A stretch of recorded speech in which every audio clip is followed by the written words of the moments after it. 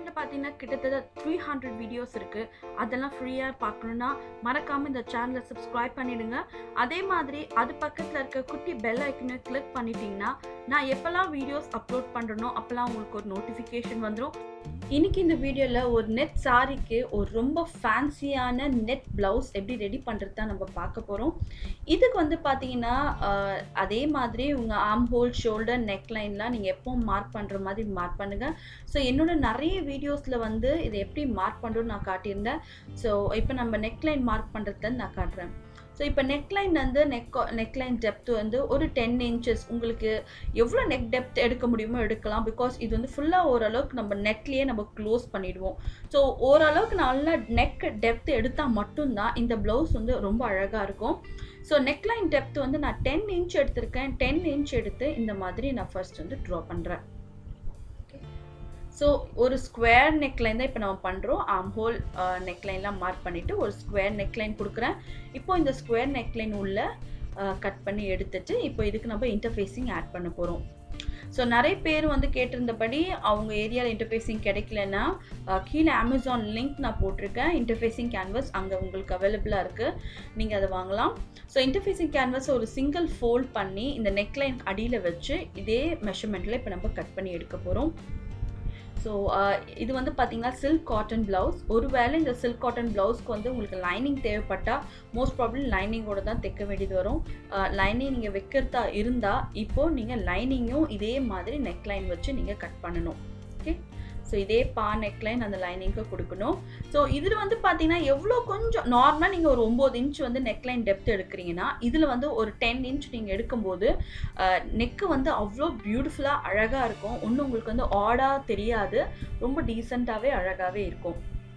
So இப்போது கரெக்டாக எவ்வளோ நம்ம கட் பண்ணுமோ அது வரைக்கும் கட் பண்ணி எடுத்துட்டு அதுலேருந்து ஒரு 1 இன்ச் கேன்வஸ்லேருந்து ஒரு 1 இன்ச் இப்போ நம்ம கட் பண்ணுறோம். ஸோ உங்களுக்கு எதாவது டவுட்ஸ் இருந்தால் கீழே கமெண்ட்ஸில் கமெண்ட் பண்ணுங்கள். அதே மாதிரி என் ஃபேஸ்புக்கில் நீங்கள் குரூப்பில் வந்து ஜாயின் பண்ணிட்டீங்கன்னா எனி டைம் நீங்கள் வந்து என் கூட சேட் பண்ணலாம். மெசேஞ்சர் மூலமாக நீங்கள் என்ன டவுட் வேணால் கிளியர் பண்ணிக்கலாம். எல்லா லிங்க்கும் நான் கீழே உங்களுக்கு ஷேர் பண்ணுறேன். டிஸ்கிரிப்ஷன் பாக்ஸை மறக்காமல் போய் பாருங்கள். அடுத்து வந்து பார்த்தீங்கன்னா இந்த இன்டர்ஃபேஸிங் கேன்வஸை இன்னொரு பீஸ் ஆஃப் ஃபேப்ரிக் மேலே வச்சு இப்போ நான் இதை தைக்கிறேன். ஓகே, ஸோ ஏற்கனவே என்னோட ப்ரீவியஸ் வீடியோவில் இன்டர்ஃபேஸிங் கேன்வஸை எப்படி வச்சு அயன் பண்ணணும்னு நான் சொல்லியிருந்தேன். இதுக்கு நான் சில்க் காட்டனுக்கு அயன் பண்ணாது எதுக்காக பார்த்தீங்கன்னா துணி வந்து ஸ்பாயில் ஆக சான்சஸ் இருக்குது. ஸோ அதனால் இது மேலே வச்சு நான் தைச்சாச்சு. தைச்சு முடித்த பிறகு உள்ளே இருக்க எக்ஸ்ட்ரா ஃபேப்ரிக்கை நம்ம கட் பண்ணி எடுத்துடுறோம். ஓகே, கட் பண்ணி எடுத்த பிறகு இந்த இன்டர்ஃபேஸிங் கேன்வஸ்லேருந்து ஒரு 1/4 இன்ச்சு எக்ஸ்ட்ராவாக வெளியே விட்டு நம்ம கட் பண்ணுறோம்.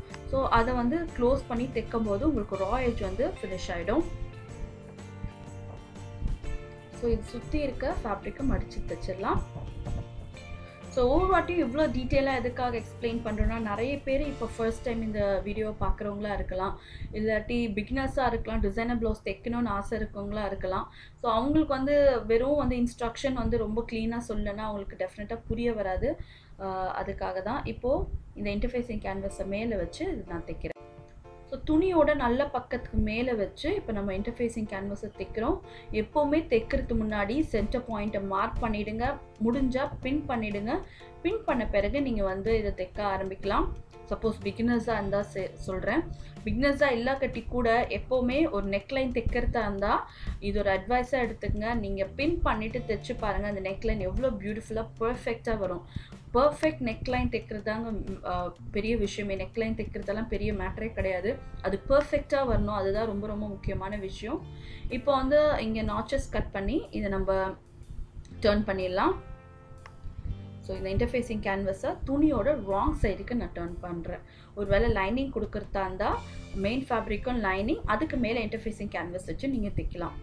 என்னோட ப்ரீவியஸ் நெக்லைன் வீடியோவில் நான் அதை பண்ணியிருக்கேன், ஒரு வேளை மிஸ் பண்ணியிருந்தால் போய் பாருங்கள்.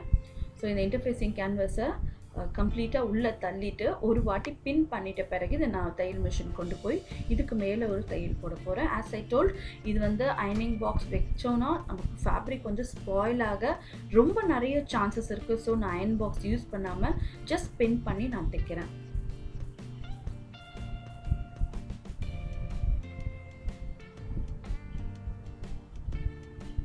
ஸோ இதுக்கு மேலே ஒரு தையல் போட்டோன்னா நம்ம நெக்லைன் வந்து நல்லா ஃபர்ம் ஆகிடும்.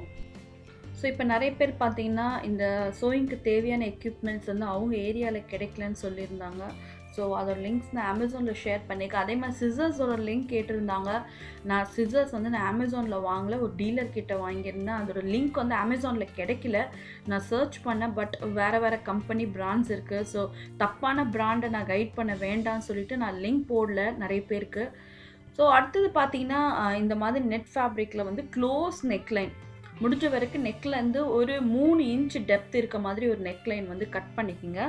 ஒரு சின்ன பீஸ் ஆஃப் ஃபேப்ரிக்கில் இப்போ நான் இதை கட் பண்ணி எடுத்திருக்கேன். இதோட சென்டரில் வந்து பார்த்தீங்கன்னா ஒரு கோல்டு கலர் லேஸ் அட்டாச் பண்ணுறேன். இது எதுக்காகனா இப்போது இது சென்டரில் வந்து நம்ம பட்டன்ஸ் கொடுக்க போகிறோம். எப்போவுமே வந்து நெட்டில் வந்து பட்டன் வந்து தைச்சிங்கன்னா நெட்டு நிற்காது, பட்டன் வந்து ட்ராப் ஆகும். ஸோ அந்த ட்ராப்பை வந்து ஸ்டாப் பண்ணுறதுக்காக மேலே ஒரு நல்ல திக்கு லேஸோ இல்லாட்டி கோல்டன் கலர் ஃபேப்ரிக் நீங்கள் மாதிரி கொடுத்த பிறகு நீங்கள் பட்டன் தைச்சிங்கன்னா பட்டன் வந்து நல்லா ஃபார்மாக நிற்கும். ஓகே, ஸோ இப்போ இந்த கோல்டு கலர் லேஸ் வச்சுட்டேன். இப்போ இதுக்கு வந்து நெக்லைன் வந்து ஃபினிஷ் பண்ண க்ராஸ் பீஸ் அடித்து நெக்லைனை ஃபினிஷ் பண்ணுறோம்.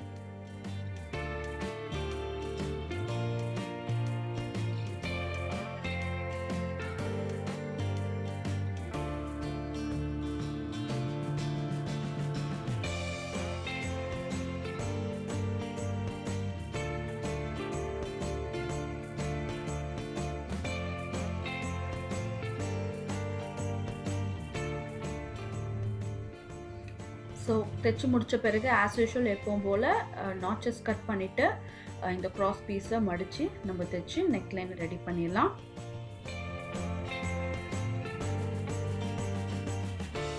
ஸோ இதுக்கு மேலே ஃபஸ்ட்டு டாப் ஸ்டிச் போட்டுட்டிங்கன்னா அந்த க்ராஸ் வந்து நல்லா ஃபர்ம் ஆகிடும். அதுக்கப்புறம் அதை மடித்து நம்ம ஃபினிஷ் பண்ணலாம்.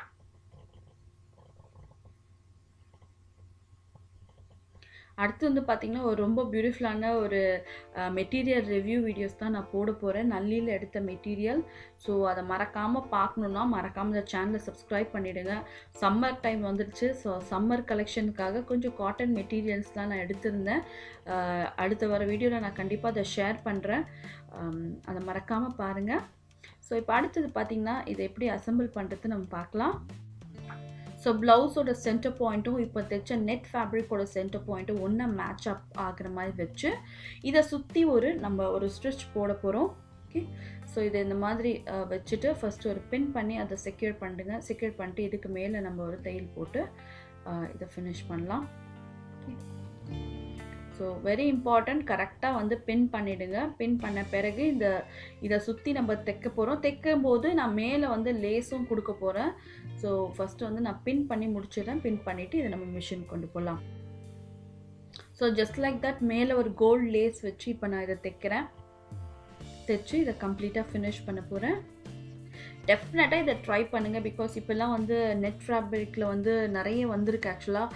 ஸோ ஒருவேளை உங்கள் சாரியில் நெட் இல்லாக்கட்டி கூட நீங்கள் ஒரு 1/2 மீட்டர் நெட் ஃபேப்ரிக் வாங்கி கூட இதை ட்ரை பண்ணலாம். ரொம்ப ஃபேன்சியாக இருக்கும் பார்க்கவே. நார்மலாக வந்து எல்லாம் போடுற மாதிரி நெக்லைன் இல்லாமல் இது வந்து ரொம்ப டிஃப்ரெண்ட்டாகவும் இருக்கும், ரொம்ப அழகாகவும் இருக்கும். ஸோ டெஃபினட்டாக எல்லாருமே ட்ரை பண்ணுங்கள். ஸோ இந்த மாதிரி சுற்றி இந்த கோல்டன் லேஸ் அடித்து நான் இதை ஃபினிஷ் பண்ணுறேன். ஓகே, உங்கள் சாரியில் வர இதர் 2 கலர்ஸ் ஏதாச்சும் ஒரு கலர் வந்து எக்ஸ்ட்ரா இந்த மாதிரி நல்ல வைப்ரண்ட் கலராக இருக்கும்போது அந்த கலரில் நீங்கள் லேஸ் வாங்கி நீங்கள் அட்டாச் பண்ணலாம்.